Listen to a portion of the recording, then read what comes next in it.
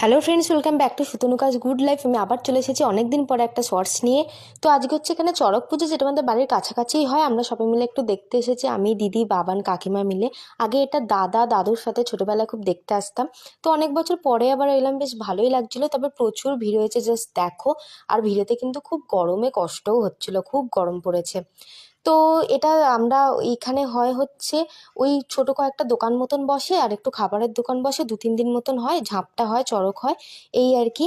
তো সব থেকে মজা লেগেছে কিন্তু এখানে যখন হরির লুট বাতাসাটা যখন দিচ্ছিল, মানে এই দিকে চাইছে ওই দিকে চাইছে, পুরো যেন একটা খেলার মতন হয়ে গেছিল। সবার গায়ে গিয়ে পড়ছে, যাই হোক আমরা ওর মধ্যে একটা পেয়েছি। তারপরে বাবান একটু আইসক্রিম খেলো।